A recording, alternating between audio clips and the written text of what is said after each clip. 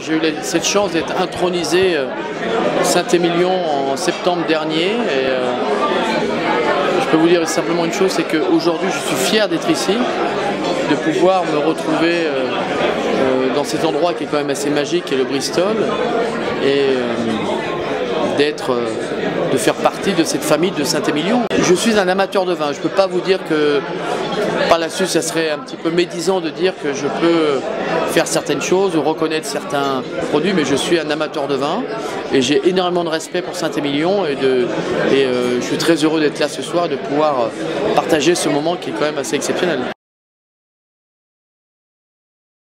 Ce vin, et je l'ai découvert grâce à mon intronisation, et ça a été aussi un moment assez exceptionnel parce que ce sont des gens, grâce à une personne qui m'a contacté, qui travaille avec moi au tennis Saint-Levallois, où je suis président de la section tennis, me dit voilà, est-ce que vous êtes amateur de vin? Je dis oui, je suis amateur de vin, bien sûr. Je suis un épicurien, tout le monde le sait, ça a toujours été aussi un petit problème dans ma vie en tant que joueur de tennis, parce que j'aime la vie, parce que j'aime partager les choses, j'aime aussi connaître ce qui peut se passer autour d'une table, que ce soit la cuisine, que ce soit le bon vin. Et j'ai eu cette chance d'être intronisé à Saint-Émilion, donc de me retrouver dans ce domaine qui est Angélus, qui est pour moi un domaine assez particulier, en plus par rapport à son histoire, par rapport aussi à sa bouteille, par rapport aussi à son étiquette, par rapport à tout ce qu'il dégage.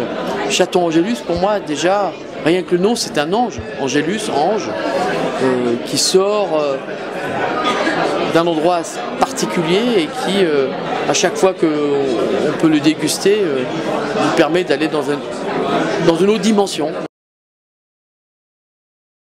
Écoutez, je ne peux pas me permettre de dire un millésime particulier. Il est vrai que lorsqu'on a...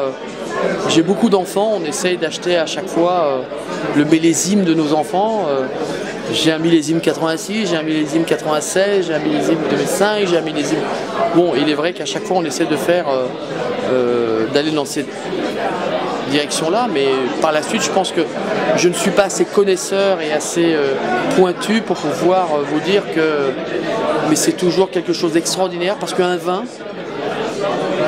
grâce à Dieu, c'est quelque chose qui évolue dans son temps, un vin comme Angélus évolue, qui peut être plus vieilli, mieux il est. Certaines années sont meilleures, et je pense que c'est exactement la même chose dans le monde du sport. C'est qu'il y a des moments où on est bien, on survole, et d'autres moments c'est plus compliqué. Je crois que c'est ça, cette force avec ce vin, avec Saint-Émilion qui dégage certaines sérénité et puissance.